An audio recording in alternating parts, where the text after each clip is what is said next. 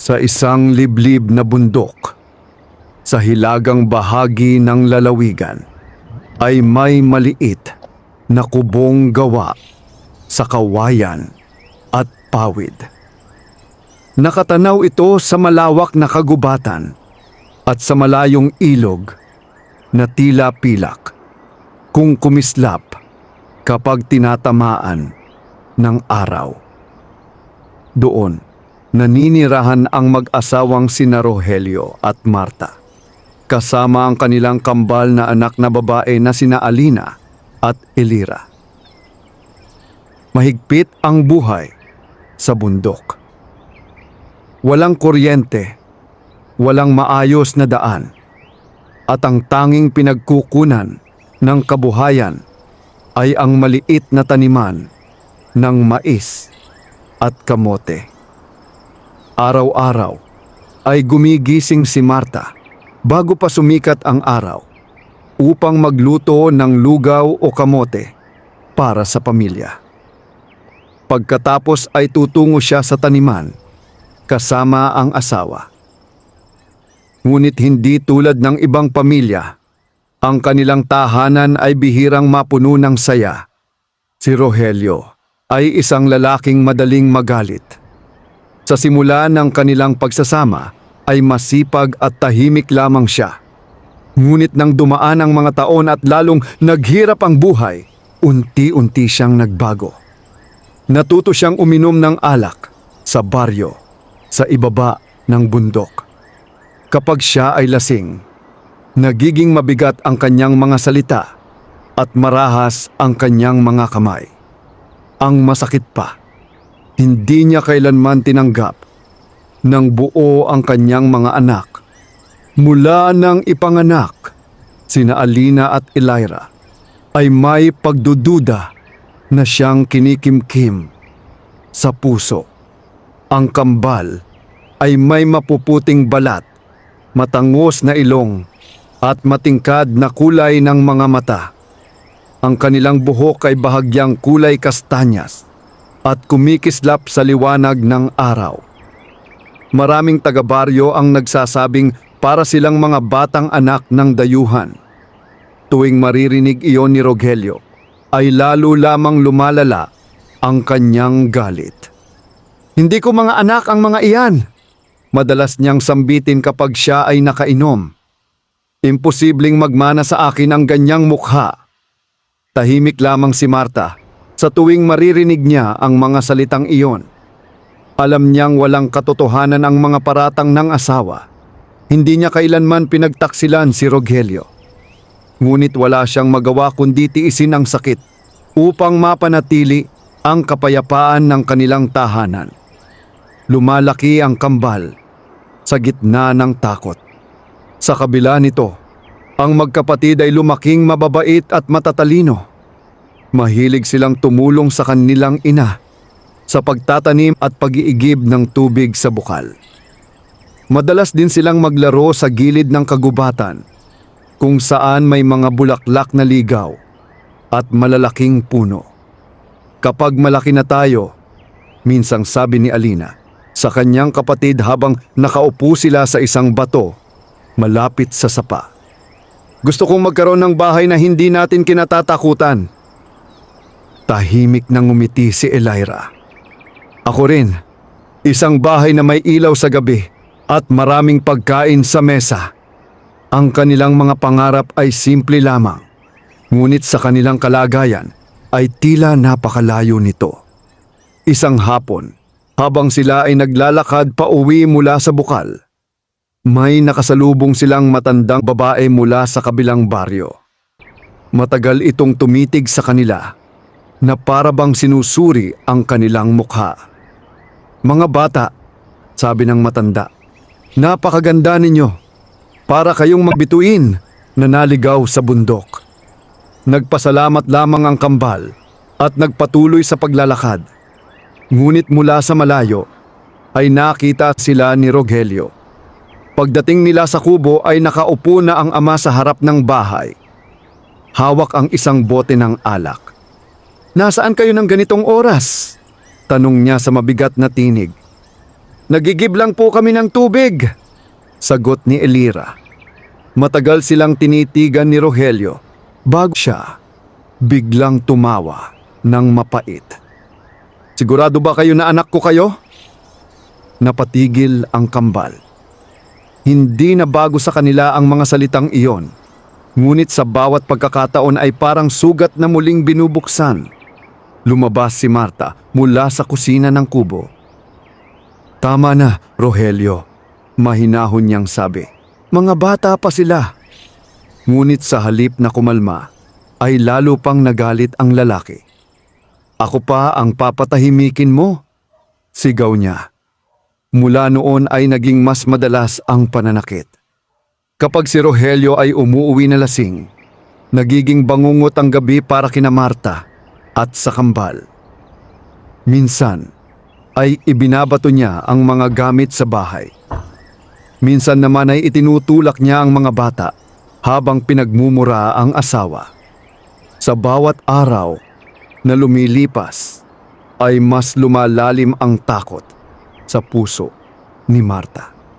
Isang gabi, habang natutulog ang kambal sa banig, tahimik siyang umupo sa tabi nila at pinagmasdan ang kanilang mukha sa liwanag ng lampara.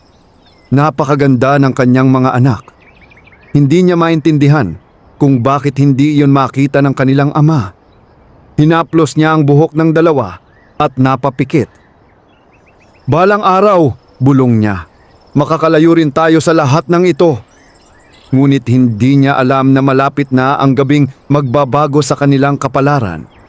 Isang gabing magsisimula sa matinding galit at magtatapos sa isang pagtakas na magdadala sa kanila sa isang bagong mundo. Tahimik ang bundok ng gabing iyon. Walang buwan sa kalangitan at tanging mga kuliglig at huni ng hangin sa mga puno ang maririnig sa paligid ng maliit na kubo ni na Marta. Sa loob ng bahay ay mahina ang ilaw ng lumang lampara na nakasabit sa dingding. Natutulog na ang kambal na sina Alina at Elira sa banig na inilatag ni Marta sa sahig.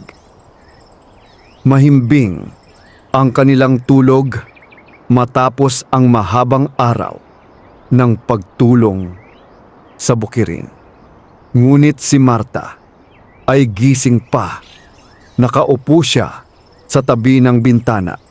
Hinihintay ang pag-uwi ng kanyang asawa. Alam niyang muli na namang nagpunta si Rogelio sa baryo upang uminom. Sa bawat gabi na ginagawa nito iyon, bumibigat ang kaba sa kanyang dibdib. Sanay na siya sa galit ng asawa, ngunit may kakaibang pakiramdam siya noong gabing iyon. Para bang may mangyayaring hindi maganda. Lumipas ang ilang oras bago niya narinig ang malakas na yabag sa labas ng kubo. Kasabay nito ay ang pagkalansing ng bote. Bumukas ang pinto ng may lakas. Pumasok si Rogelio na halos hindi na makalakad ng tuwid. Namumula ang kanyang mukha at mabigat ang kanyang paghinga. Gising ka pa pala, malamig niyang sabi habang nakatitig kay Marta. Oo, sagot ng babae. Naghihintay lang ako sa iyo. Ibinagsak ni Rogelio ang bote sa mesa at naupo sa isang lumang upuan. Tahimik lamang si Marta habang pinagmamasdan ang asawa. Matagal na niyang natutunan na huwag sumagot kapag ito ay nasa ganoong kalagayan. Ngunit ng gabing iyon ay tila iba ang galit sa mga mata ni Rogelio. Bigla itong tumayo. Sabihin mo sa akin ang totoo. Napakunot ang noo ni Marta. Ano ang ibig mong sabihin?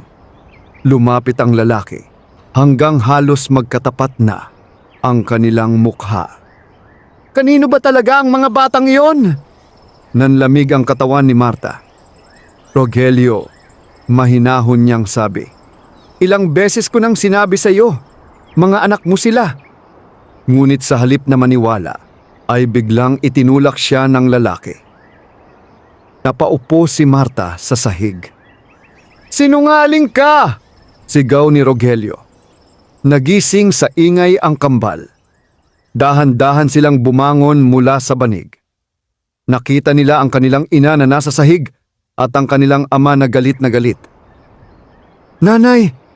Mahinang tawag ni Elira. Lumingon si Rogelio sa kanila. Sa mga mata niya ay walang bakas ng lambing. Tanging galit. "Kayong dalawa," sabi niya sa malamig na tinig. "Kayo ang dahilan kung bakit nasira ang buhay ko." Napayakap si Alina sa kanyang kapatid. Hindi pa natatapos ang kanyang sasabihin nang biglang ihagis ni Rogelio ang isang kahoy na upuan sa kanilang direksyon. Buti na lamang at nakaiwas sila. Napahiyaw si Marta. "Tama na!" sigaw niya habang tumayo at hinaharangan ang kanyang mga anak. Ngunit tila wala ng kontrol si Rogelio. Hinablot niya ang isang makapal na kahoy na panggatong mula sa tabi ng pinto. Sa sandaling iyon ay napagtanto ni Marta ang isang bagay na matagal na niyang kinatatakutan. Hindi na ito simpleng galit. May posibilidad na may masamang mangyari. "Rogelio, pakiusap," nanginginig niyang sabi. Ngunit hindi na siya pinakinggan ng lalaki. Lumapit ito habang hawak ang kahoy. Napaatras si Marta kasama ang kambal hanggang sa marating nila ang dingding ng kubo. Nanginginig si Alina at Elira sa takot. "Nanay!" Umiiyak na, sabi ni Alina. Sa loob ng ilang segundo ay tila tumigil ang mundo. At doon nagpasya si Marta. Hindi na siya maaaring manatili. Kung hindi sila aalis ngayon, maaaring hindi na sila makaligtas. Mabilis niyang hinila ang kamay ng kambal. "Tumakbo kayo!" bulong niya. Bago pa makalapit si Rogelio, ay binuksan niya ang pinto ng kubo. Lumabas sila sa madilim na gabi. "Bumalik kayo rito!" sigaw ni Rogelio habang hinahabol sila. Ngunit hindi na sila lumingon. Tumakbo sila pababa ng bundok habang tinatahak ang makitid na daan na halos hindi makita sa dilim. Humahampas ang mga sanga ng puno sa kanilang katawan habang nagmamadali silang makalayo. Humihingal na si Marta ngunit hindi siya tumigil. Mas mahalaga ang kaligtasan ng kanyang mga anak. Sa wakas ay nawala sa pandinig nila ang sigaw ni Rogelio.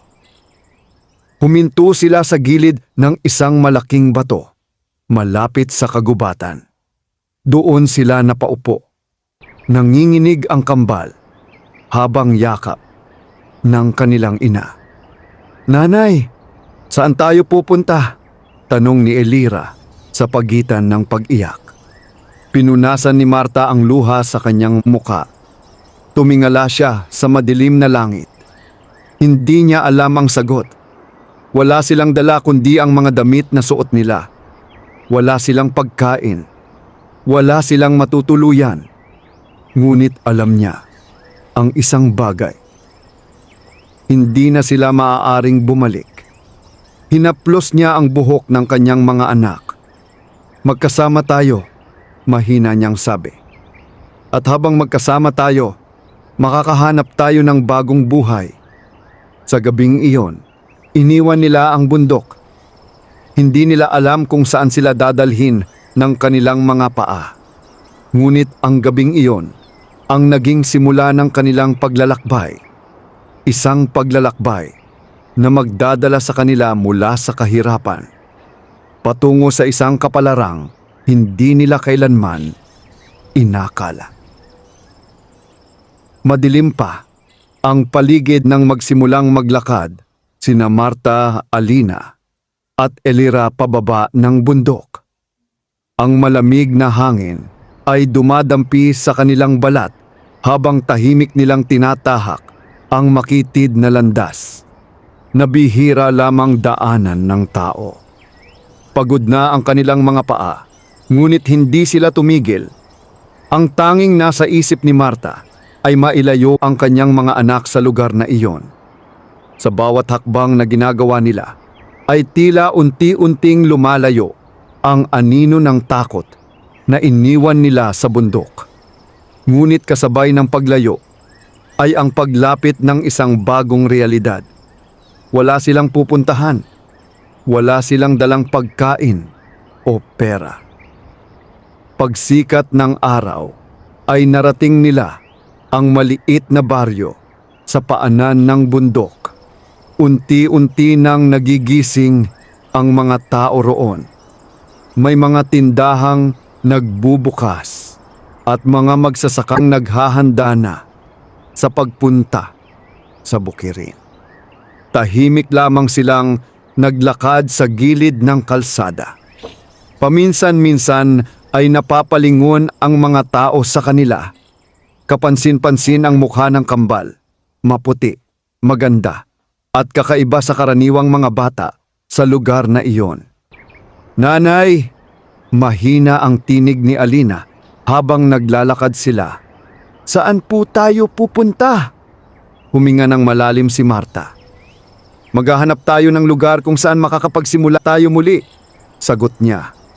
Ngunit sa totoo lamang ay hindi niya alam kung paano iyon gagawin. Lumipas ang buong araw sa paglalakad. Dumaan sila sa ilang baryo at kalsadang bihira nilang makita noon. Sa hapon ay naramdaman na nila ang matinding gutom. Huminto sila sa isang maliit na karinderya sa gilid ng daan.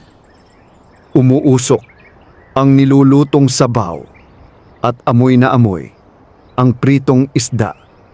Napatingin si Elira sa pagkain. Hindi niya napigilang mapalunok. Napansin iyon ni Marta. Sumikip ang kanyang dibdib dahil alam niyang wala siyang maibibigay sa kanyang mga anak. Lumapit siya sa may-ari ng karinderya. "Maaari po bang makahingi ng kaunting pagkain para sa mga bata?" Mahina niyang pakiusap. Matagal siyang tinitigan ng babae bago sumagot. "Pasensya na," sabi nito. "Kaunti lang din ang benta ko." Tumango si Marta at tahimik na bumalik sa kanyang mga anak. Hindi na siya nagsalita. Nagpatuloy silang maglakad hanggang sa unti-unting lumalim ang gabi. Sa wakas ay narating nila ang isang maliit na bayan. Mas maraming tao at sasakyan doon kaysa sa mga baryong dinaanan nila. Ang ilaw mula sa mga poste ay nagbigay ng kakaibang liwanag sa mga kalye. Ngunit sa kabila ng liwanag ay ramdam pa rin nila ang kawalan. Naupo sila sa isang bangketa malapit sa saradong tindahan. Pagod na ang kambal. "Nanay, dito na lang po ba tayo matutulog?" tanong ni Elira. Tahimik na tumango si Marta. Wala silang ibang mapupuntahan. Ipinatong niya ang kanyang manipis na tela sa semento upang may mahigaan ang kambal. Magkatabi silang humiga habang yakap ng kanilang ina. Sa kabila ng lamig ng gabi, ay agad na nakatulog ang kambal dahil sa sobrang pagod. Ngunit si Marta ay hindi makatulog. Tahimik siyang nakaupo habang pinagmamasdan ang kanyang mga anak.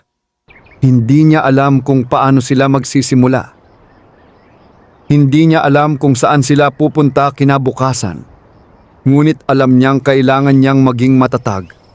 Lumipas ang mga araw na ganoon ang kanilang kalagayan. Palipat-lipat sila ng lugar upang matulog, minsan sa bangketa, minsan sa ilalim ng tulay, at kung minsan ay sa gilid ng mga saradong tindahan. Natuto ang kambal na manghingi ng kaunting pagkain sa mga palengke. Minsan ay may mga mababait na nag-aabot ng tinapay o prutas. Ngunit madalas ay wala. Sa kabila ng kanilang paghihirap, napapansin ng maraming tao ang kakaibang kagandahan ng kambal. Ang gaganda ng mga batang ito, bulong ng ilang nagdaraan. May ilan ding nagtatanong kung sila ba ay anak ng dayuhan. Ngunit hindi iyon pinapansin ni Marta. Mas mahalaga sa kanya ang maprotektahan ang kanyang mga anak. Isang hapon, habang nakaupo sila sa gilid ng plaza ng bayan, may isang matandang lalaki na dumaan sa kanilang harapan. Huminto ito. Matagal silang tinitigan. May kakaibang ekspresyon sa kanyang mukha. Parang may napansin siyang hindi karaniwan. "Mga bata," sabi niya sa mahinahong tinig. "Matagal na ba kayong nandito sa lansangan?" Nagkatinginan sina Marta at ang kambal. Hindi pa nila alam na ang simpleng sandaling iyon ang magiging simula ng isang pagbabago sa kanilang buhay. Isang pagkakataong magdadala sa kanila mula sa pagiging palaboy patungo sa isang kinabukasang hindi nila kailanman naisip. Mainit ang araw ng hapong iyon sa plaza ng maliit na bayan. Maraming tao ang dumaraan. May mga naglalakad pa uwi mula sa palengke.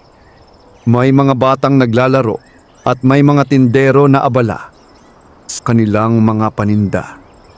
Sa gilid ng plaza, nakaupo sina Marta kasama ang kanyang kambal na anak. Pagod ang kanilang mga mukha. Halos 2 linggo na silang palaboy sa lansangan. Sa bawat araw na lumilipas ay lalo silang humihina. Ngunit pilit pa ring pinananatili ni Marta ang lakas ng loob para sa kanyang mga anak. Habang nakaupo sila, may isang matandang lalaki na naglalakad sa plaza. Nakasuot ito ng maayos na polo at may hawak na maliit na bag. Mukhang galing ito sa trabaho o sa isang mahalagang lakad. Ngunit nang mapadaan siya sa tapat ni na Marta, napahinto siya. Napatingin siya sa kambal. May kakaiba sa kanilang mukha na agad niyang napansin. Ang kanilang mga mata, ang maputing balat at ang natural na ganda na kahit sa gitna ng hirap ay hindi maitatago. Lumapit siya ng dahan-dahan. "Magandang hapon!" Magalang niyang bati. Nagulat si Marta at agad na tumayo. "Magandang hapon po," sagot niya. "Matagal na ba kayong nandito?" tanong ng matanda. Sandaling nag-alangan si Marta bago sumagot. "Hindi po, ilang araw pa lang." Tumingin ang matanda sa kambal na tahimik lamang na nakaupo.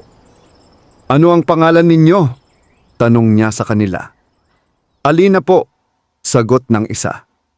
"Elira po," dagdag ng kapatid. Ngumiti ng bahagya ang matanda. "Magaganda ang inyong mga pangalan." Napansin niya ang payat na katawan ng mga bata at ang pagod sa kanilang mukha. Halata sa kanilang kalagayan na matagal na silang nahihirapan. Lumapit siya kay Marta. "Pasensya na kung nagtatanong ako," sabi niya. "Ngunit mukhang wala kayong matutuluyan." Napayuko si Marta. "Wala po." Tahimik ang matanda sa loob ng ilang segundo. Para siyang nag-iisip ng mabuti. "Gusto ba ninyong kumain muna?" tanong niya. Nagkatinginan sina Alina at Elira. Halata ang gutom sa kanilang mga mata. Hindi na napigilan ni Marta ang pagluha. Kung maaari po, dinala sila ng matanda sa isang maliit ngunit malinis na karinderya sa kabilang kanto. Umorder siya ng mainit na sabaw, kanin at pritong isda. Nang dumating ang pagkain, ay agad na kumain ang kambal, ngunit maingat pa rin silang kumilos. Pinagmamasdan sila ng matanda habang kumakain. "Ang pangalan ko ay Don Ernesto Valdez," sabi niya pagkatapos ng ilang sandali. Isa siyang kilalang negosyante sa bayan at may maliit na kumpanya na tumutulong sa mga lokal na produkto ng mga magsasaka. Matagal na siyang naninirahan sa bayan na iyon at matagal na rin siyang nag-iisa. Kung hindi masama sa loob ninyo, sabi niya kay Marta, maaari kayong manatili muna sa maliit kong bahay sa likod ng opisina ko. May isang silid doon na bakante. Napatingin si Marta sa kanya. Tila hindi makapaniwala sa narinig. Talaga po? Tumango ang matanda. Walang masama sa pagtulong sa kapwa. Hindi agad nakapagsalita si Marta. Parang napakalaking biyaya ng alok na iyon para sa kanila. Maraming salamat po, mahina niyang sabi habang pinipigilan ang pag-iyak. Ngumiti si Don Ernesto. Pagkatapos nilang kumain, ay isinama niya sila sa isang simpleng bahay malapit sa kanyang opisina. Hindi iyon malaki, ngunit malinis at maayos. May maliit na kama, mesa, at bintana na tanaw ang kalsada. Para sa kambal, para itong isang panaginip. Dito muna kayo, sabi ni Don Ernesto. Magpahinga kayo. Nang gabing iyon, unang beses matapos ang maraming araw, ay nakatulog ang kambal sa isang maayos na higaan. Tahimik silang natulog habang ang malamig na hangin ay pumapasok sa bintana. Sa kabilang silid ay nakaupo si Don Ernesto habang iniisip ang kanyang nakita. May kakaiba sa magkapatid. Hindi lamang ang kanilang kagandahan. May kakaibang potensyal na tila naghihintay lamang ng pagkakataon upang sumikat. Hindi pa niya alam kung ano ang magiging papel niya sa kanilang buhay. Ngunit pakiramdam niya ay hindi aksidente ang kanilang pagkikita. At sa maliit na bahay na iyon, unti-unting magsisimula ang pagbabago sa kapalaran ng kambal. Maagang nagising si Marta kinabukasan. Sa loob ng ilang sandali ay hindi niya agad naalala kung nasaan siya. Ngunit nang makita niya ang malinis na silid at ang bintanang pinapasukan ng liwanag ng umaga, dahan-dahan niyang naalala ang mga nangyari noong nakaraang araw. Nasa bahay sila ni Don Ernesto. Sa wakas, ay nakatulog sila sa isang maayos na higaan matapos ang mga araw na ginugol nila sa lansangan. Sa tabi niya ay mahimbing na natutulog sina Alina at Elira. Tahimik na pinagmasdan ni Marta ang kanyang mga anak. Sa unang pagkakataon, matapos ang matagal na panahon, nakita niya ang kapayapaan sa kanilang mukha. Dahan-dahan siyang bumangon upang hindi sila magising. Paglabas niya ng silid ay nakita niya si Don Ernesto sa maliit na sala. Nakaupo ito sa isang silya habang nagbabasa ng pahayagan at umiinom ng kape. Magandang umaga, sabi niya nang mapansin si Marta. Magandang umaga po, sagot ni Marta na may halong paggalang at hiya. Kamusta ang tulog ninyo? Napakasarap po, sagot niya. Maraming salamat sa inyong kabutihan. Ngumiti lamang si Don Ernesto. Hindi ninyo kailangang magpasalamat ng paulit-ulit. Ang mahalaga ay ligtas kayo. Makalipas ang ilang minuto, ay nagising din ang kambal. Lumabas sila sa silid na may halong hiya, ngunit may kislap ng saya sa kanilang mga mata. Magandang umaga po, magalang nilang bati. Napangiti si Don Ernesto. Magandang umaga, mga bata. Halika, kumain muna tayo. Sa mesa ay may mainit na tinapay, itlog at gatas. Para sa kambal ay tila napakalaking handaan na iyon. Habang kumakain sila, ay napansin ni Don Ernesto kung gaano kahinhin at kaayos kumilos ang dalawang bata. Sa kabila ng hirap na kanilang naranasan ay malinaw na maganda ang pagpapalaki sa kanila ng kanilang ina. Nag-aaral ba kayo noon? Tanong niya. Opo, sagot ni Alina. Sa maliit na paaralan sa bundok. Mahilig po kami magbasa. Dagdag ni Elira. Tumaas ang kilay ni Don Ernesto. Tila natuwa sa kanilang sagot. Pagkatapos ng almusal, ay nagpaalam muna siya na pupunta sa kanyang opisina na katabi lamang ng bahay. Kung may kailangan kayo, sabihin ninyo lamang, sabi niya bago umalis.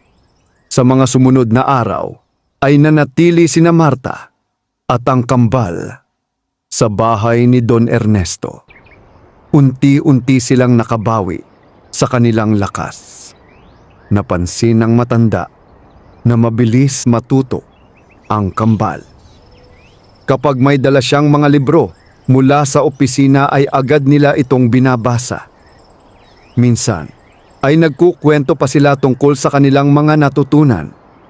Isang hapon, habang nasa opisina si Don Ernesto, may dumalaw na isang kaibigan niya na si Clara Mendoza, isang babaeng kilala sa bayan bilang tagapangasiwa ng isang maliit na paaralan at foundation na tumutulong sa mga batang nangangailangan ng edukasyon.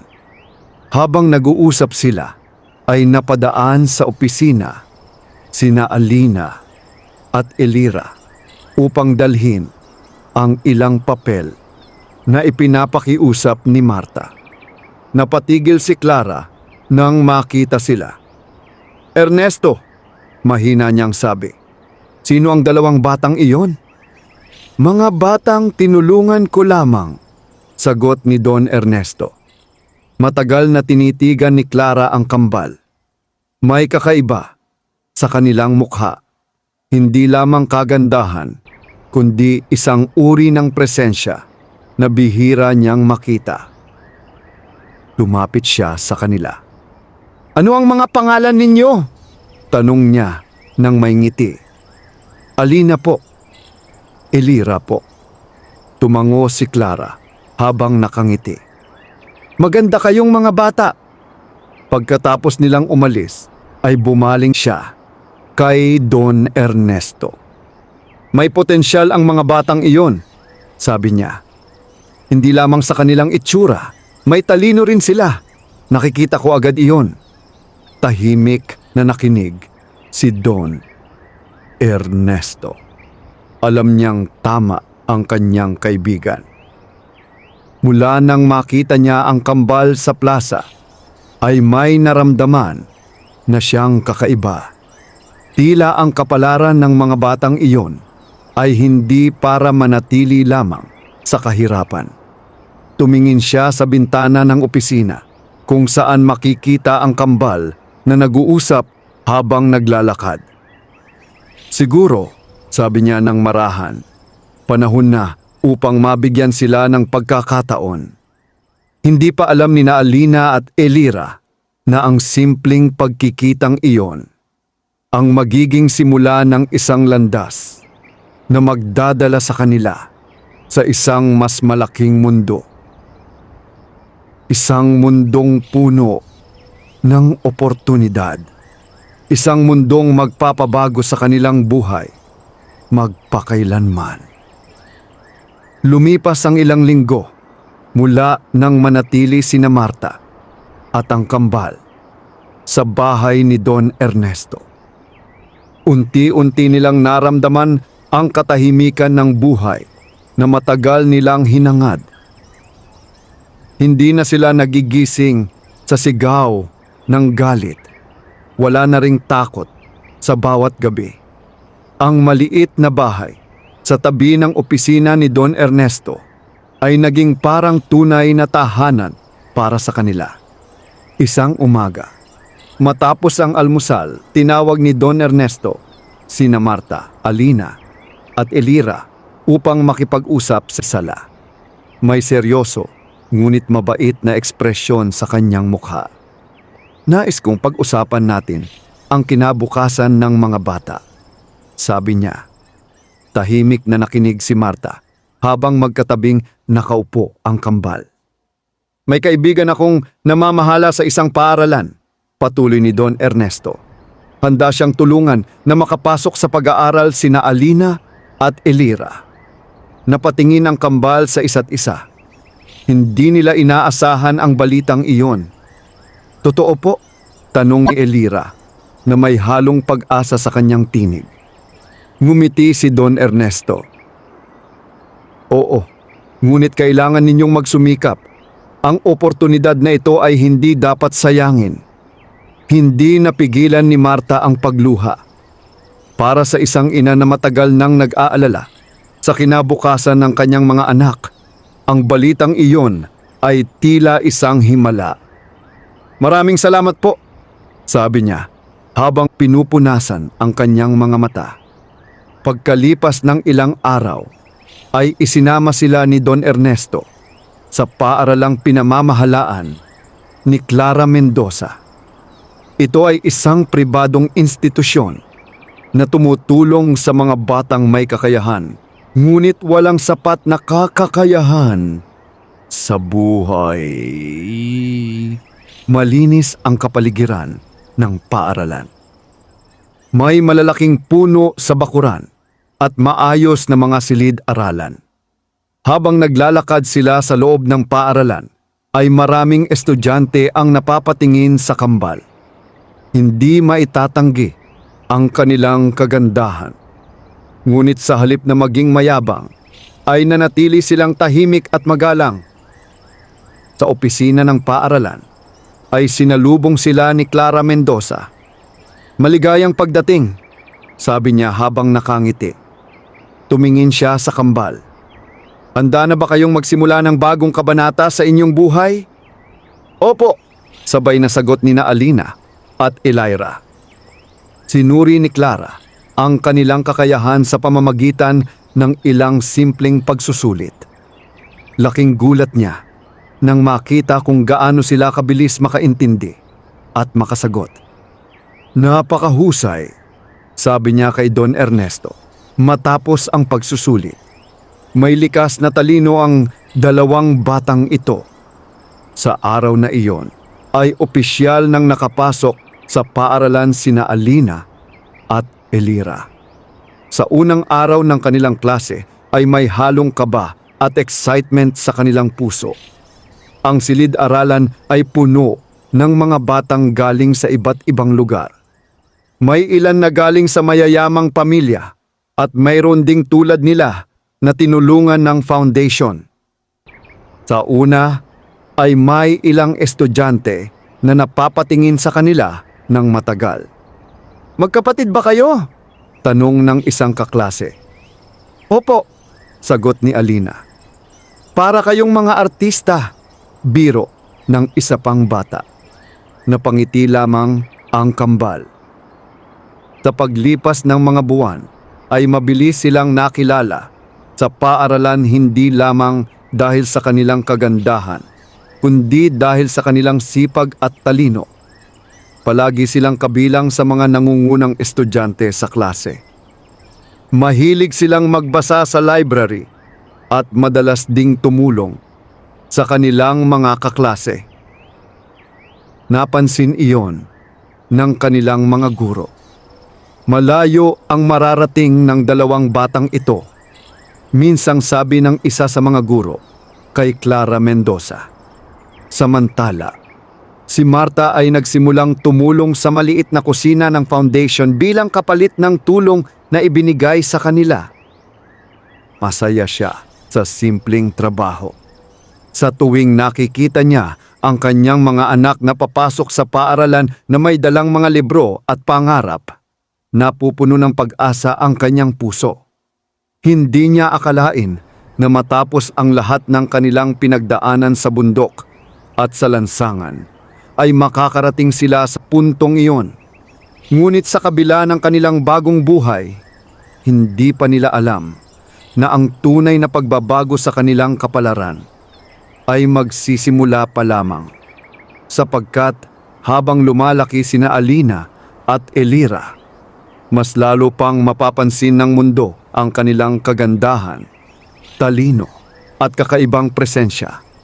At darating ang araw na ang dalawang batang minsang palaboy sa lansangan ay magiging mga babaeng hinahangaan ng marami. Mabilis lumipas ang mga taon. Ang dalawang batang minsang natulog sa bangketa ay unti-unting naging mga dalagang kahanga-hanga. Sina Alina at Elira ay lumaki na may taglay na kagandahan na hindi madaling makalimutan ng sino mang makakakita sa kanila. Ang kanilang maputing balat, matangos na ilong at malinaw na mga mata ay lalo pang gumanda habang sila ay nagkakaedad. Ngunit higit pa sa kanilang anyo, ang tunay na kapansin-pansin sa kanila ay ang kanilang kabutihan at talino. Sa paaralan ay kilala sila bilang mga estudyanteng masipag at maaasahan. Madalas silang nasa unahan ng klase at hinahangaan ng kanilang mga guro. Hindi lamang sila magaling sa akademiko, kundi mahusay din sa pakikitungo sa kapwa. Kapag may kaklaseng nahihirapan sa aralin, sila ang unang handang tumulong. Dahil dito ay marami rin silang naging kaibigan. Isang hapon sa paaralan, habang nasa bakuran sila kasama ang ilang kaklase, may dumaan na grupo ng mga estudyante mula sa senior class. Napatingin ang mga ito sa kambal. Silang dalawa na naman, bulong ng isa. "Ang ganda talaga nila," sabi ng isa pa. Ngunit hindi iyon pinapansin ni Alina at Elira. Sanay na sila sa ganoong mga komento.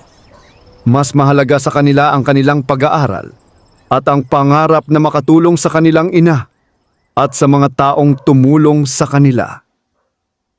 Samantala, si Don Ernesto ay patuloy na nagmamasid sa kanilang paglaki.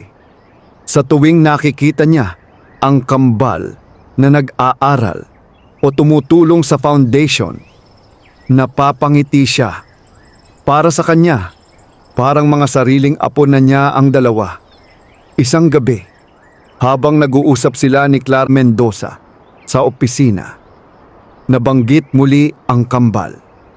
"Napakalayo na ng narating nila," sabi ni Clara. "Oo," sagot ni Don Ernesto. "Ngunit pakiramdam ko ay mas malayo pa ang mararating nila.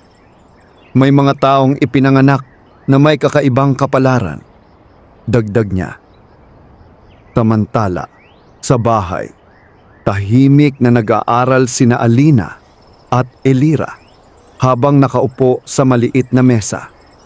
"Naalala mo pa ba nung nasa bundok tayo?" tanong ni Elira. Tumango si Alina. "Hindi ko iyon makakalimutan." Sandaling natahimik ang dalawa. "Kung hindi tayo tumakas noon," sabi ni Alina, "hindi tayo makakarating dito." Tumingin sila sa kanilang ina na abala sa pag-aayos ng ilang gamit sa kusina. "Nanay," tawag ni Elira. Lumingon si Marta.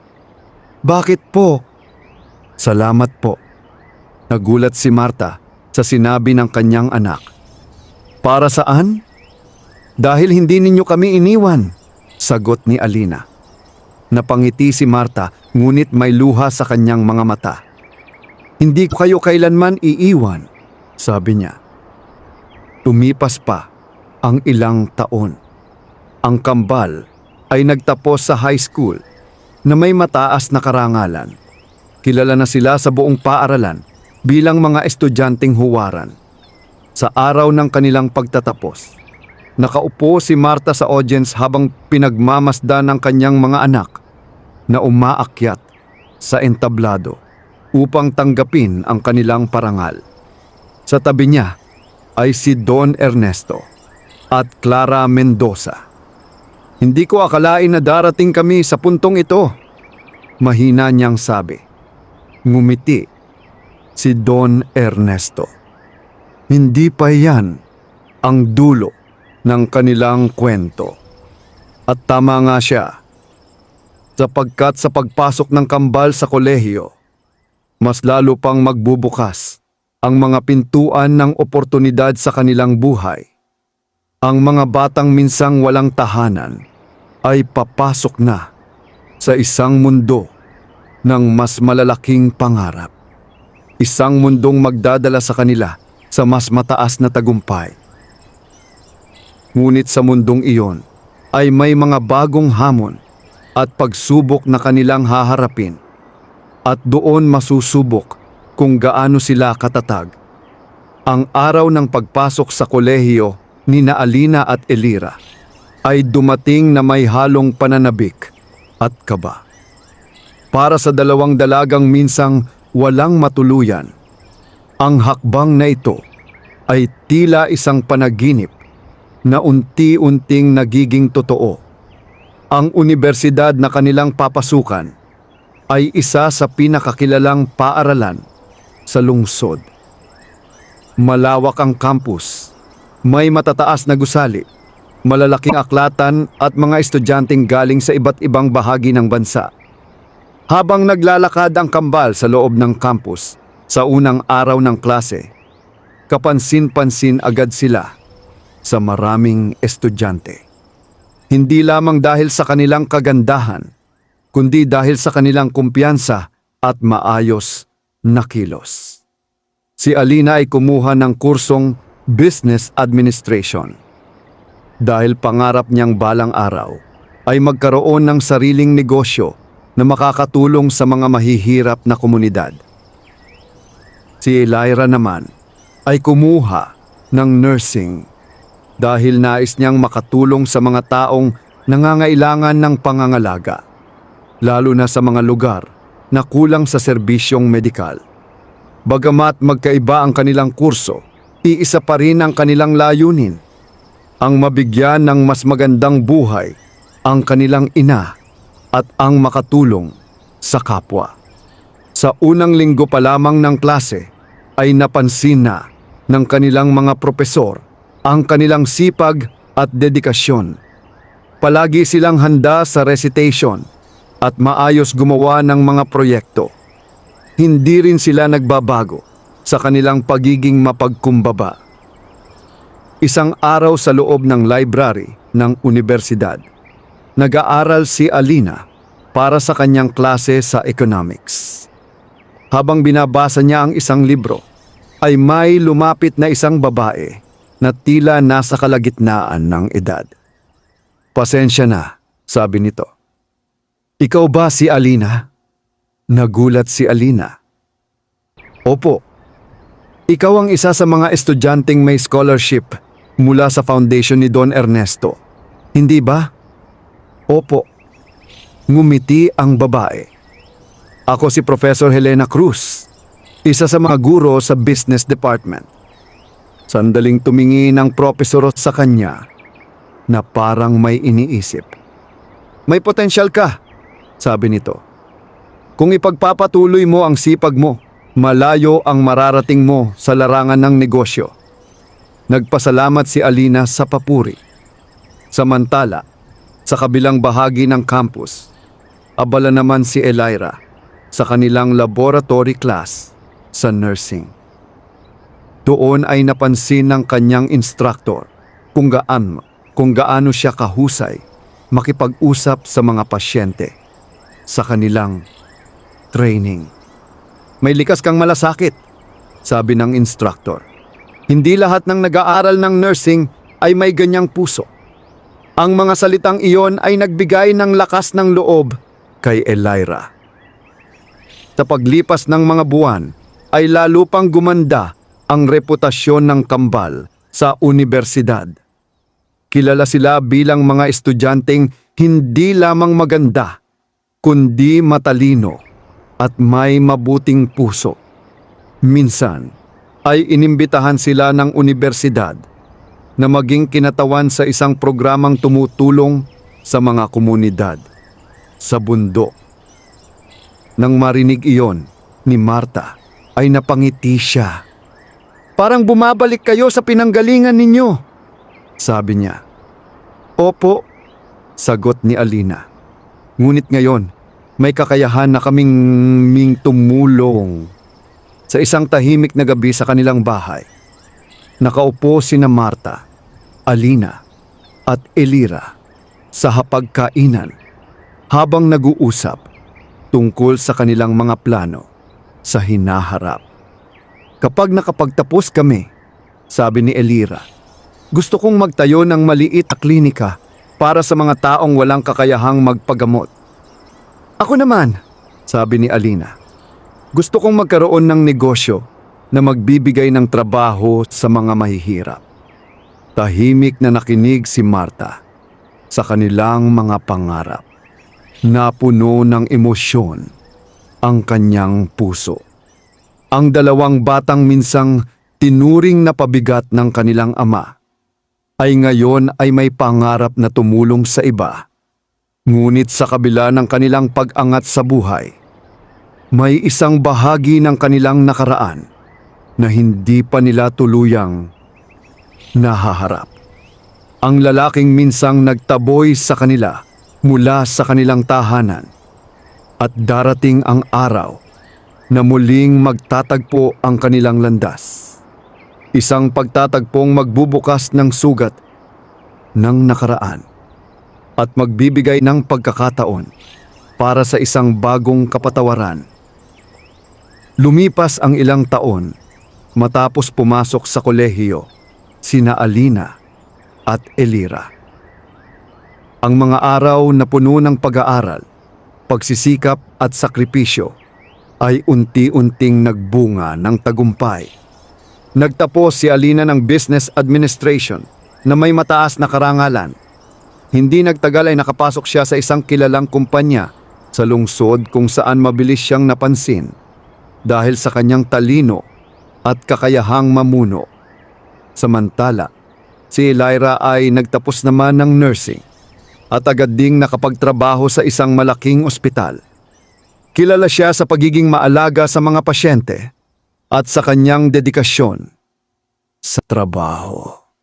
Sa loob ng ilang taon, ang kambal ay naging matagumpay sa kani-kanilang larangan. Nakabili sila ng isang maliit ngunit maayos na bahay para sa kanilang ina. Sa wakas, ay hindi na kailangang magtrabaho ng mabigat si Marta. Madalas ay nakaupo lamang siya sa balkonahe ng kanilang bahay habang pinagmamasdan ang kanyang mga anak na abala sa kani-kanilang buhay. Minsan ay napapaisip siya kung gaano kalayo na ang kanilang narating mula sa maliit na kubo sa bundok. Isang araw, nag-organisa ang foundation ni Don Ernesto at Clara Mendoza ng isang outreach program para sa mga komunidad sa bundok na kulang sa serbisyong medikal at kabuhayan. Agad na nagboluntaryo sina Alina at Elira upang sumama sa programa. Gusto naming makatulong sa mga taong katulad natin noon, sabi ni Elira. Napangiti si Don Ernesto nang marinig iyon. Alam kong darating ang araw na gagawin ninyo iyan. Makalipas ang ilang araw ay bumiyahe sila patungo sa isang liblib na lugar sa bundok. Ang lugar na iyon ay hindi gaanong naiiba sa lugar kung saan sila lumaki noon. Habang naglalakad sila sa makitid na daan papunta sa maliit na baryo, hindi maiwasang bumalik sa alaala nina Alina at Elira ang kanilang nakaraan, ang kahirapan, ang takot. At ang gabing tumakas sila kasama ang kanilang ina. Pagdating nila sa baryo, ay nagsimula agad ang kanilang gawain. Si Elira ay tumulong sa medical mission, habang si Alina naman ay tumulong sa pamamahagi ng mga tulong at sa pag-organisa ng mga proyekto para sa kabuhayan ng mga residente. Habang abala si Elira sa pag-aasikaso ng mga pasyente sa maliit na health center, na pansamantalang itinayo para sa misyon. May isang matandang lalaki na dinala ng 2 residente. Mahina ang katawan nito at halatang matagal nang may sakit. "Doktora, tulungan ninyo po siya," sabi ng isa sa mga nagdala. Lumapit si Elira upang suriin ang matanda. Ngunit nang makita niya ang mukha nito ay tila tumigil ang kanyang paghinga. Ang matandang lalaki ay payat na payat, magulo ang buhok at halatang pinabayaan ng panahon. Ngunit kahit ganoon, kilala niya ang mukha na iyon.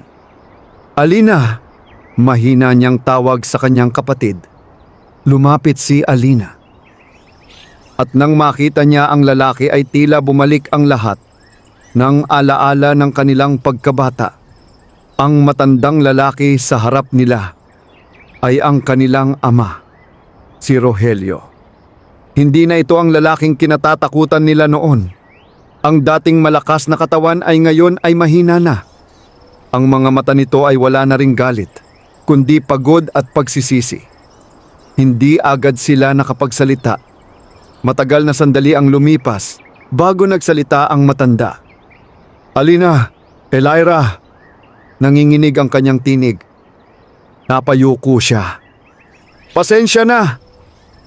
Sa sandaling iyon ay bumalik ang lahat ng sakit ng nakaraan sa puso ng kambal. Ngunit kasabay nito ay ang tanong na matagal na nilang hindi nasasagot. Ano ang gagawin nila ngayon? Sa harap nila ay ang lalaking minsang nagtulak sa kanila sa lansangan. Ngunit ngayon, isa na lamang siyang mahina at may sakit na matanda. Tahimik ang maliit na health center sa baryo. Ang mga taong naroon ay abala sa medical mission. Ngunit sa isang sulok ng silid ay tila tumigil ang oras para kina Alina, Elira, at sa matandang lalaking nakaupo sa harap nila, si Rogelio. Ang lalaking minsang kinatatakutan nila noong sila ay mga bata pa. Ngayon ay halos hindi na nila makilala. Payat ang kanyang katawan, kupas ang kanyang mga damit, at ang dating matigas na mukha ay puno na ng bakas ng kahirapan at pagsisisi. Ang kanyang mga mata ay hindi na puno ng galit. Bagkus ay tila nagmamakaawa. Matagal na walang nagsalita. Sa wakas ay lumapit si Elira. Bilang isang nurse, alam niyang kailangan munang unahin ang kalagayan ng pasyente. Dahan-dahan niyang sinuri ang pulso at paghinga ng matanda. Mahina ito. "Kailangan niya ng gamutan at pahinga," mahinahon niyang sabi. Tahimik na nakatayo si Alina sa tabi niya habang pinagmamasdan ang kanilang ama. Sa kanyang isipan ay parang bumabalik ang mga alaala ng kanilang pagkabata. Ang maliit na kubo sa bundok, ang mga gabi ng takot, at ang gabing tumakas sila kasama ang kanilang ina. Ang sakit ng mga alaalang iyon ay hindi madaling kalimutan. Ngunit sa harap niya ngayon ay hindi na ang lalaking iyon. Ang nakikita niya ay isang matandang taong tila pagod na sa buhay. Lumipas ang ilang minuto bago nagsalita si Rogelio. "Hindi ko inaasahan na kayo ang tutulong sa akin." Mahina at basag ang kanyang tinig. Napayuko siya. "Marami akong pagkakamali." Tahimik lamang na nakinig ang kambal. "Simula nang umalis kayo, nagbago ang lahat." Patuloy niya. "Nawala ang pamilya ko. Unti-unting nawala ang lahat sa akin." Huminto siya sandali bago muling nagsalita. "Maraming taon na kong nagsisi." May luha sa kanyang mga mata. "Kung maibabalik ko lang ang panahon." Ngunit hindi niya natapos ang kanyang sasabihin. Tahimik na tumingin si Elira sa kanyang kapatid. Sa mga mata ng kambal ay makikita ang parehong tanong. Matagal na ba nilang pinatawad ang lalaking ito? O nananatili pa rin ang sakit ng nakaraan? Lumapit si Alina sa matanda. Hindi madaling kalimutan ang lahat ng nangyari, sabi niya ng mahinahon. Tumingala si Rogelio, ngunit hindi siya makatingin ng direkta sa kanyang anak. Alam ko, sagot niya. Ngunit kung hindi kami tumakas noon, patuloy ni Alina, hindi rin kami makakarating sa buhay na meron kami ngayon. Tahimik na nakinig si Rogelio. Lumapit si Elira at tumayo sa kabilang tabi ng kama. Maraming tao ang tumulong sa amin, sabi niya. Tinuruan kami kung paano magpatawad at magpatuloy. Napatingin ang matanda sa kanila, tila hindi makapaniwala sa naririnig. Hindi na kami ang mga batang takot na takot noon, sabi ni Alina. Ngunit hindi rin kami ang mga taong magdadala ng galit habang buhay. Dagdag ni Elira. Dahan-dahang tumulo ang luha sa mga mata ni Rogelio. Pinapatawad ninyo ba ako? Mahina niyang tanong. Nagkatinginan ng kambal. Pagkatapos ay sabay silang tumango. Pinapatawad ka namin, sabi ni Alina. Ngunit ang pinakamahalaga, dagdag ni Elira, ay matutunan nating lahat na magbago. Hindi na napigilan ni Rogelio ang kanyang pag-iyak. Sa loob ng maraming taon ay dala niya ang bigat ng kanyang mga pagkakamali. Ngunit sa sandaling iyon ay tila may bahaging gumaan sa kanyang puso. Sa mga sumunod na araw ay tinulungan nina Alina at Elira ang kanilang ama na makapagpagamot. Hindi nila binura ang nakaraan, ngunit pinili nilang harapin ito ng may kapatawaran. Samantala, sa lungsod, patuloy na lumago ang kanilang mga karera. Si Alina ay naging matagumpay sa larangan ng negosyo at nakapagtatag ng programang nagbibigay ng trabaho sa mga mahihirap na komunidad. Si Elira naman ay naging kilalang nurse na tumutulong sa mga lugar na kulang sa serbisyong medikal. Kasama ang kanilang ina na si Marta, patuloy silang nagsilbing inspirasyon sa maraming tao. Ang dalawang batang minsang palaboy sa lansangan ay naging mga babaeng hinahangaan at iginagalang ng marami. Ngunit sa kabila ng kanilang tagumpay, hindi nila kailanman nakalimutan ang kanilang pinanggalingan. At sa bawat taong kanilang natutulungan, naaalala nila ang isang mahalagang aral na natutunan nila sa buhay, na ang kahirapan ay hindi hadlang sa tagumpay at ang kapatawaran ay may kakayahang maghilom ng kahit pinakamalalim na sugat, wakas.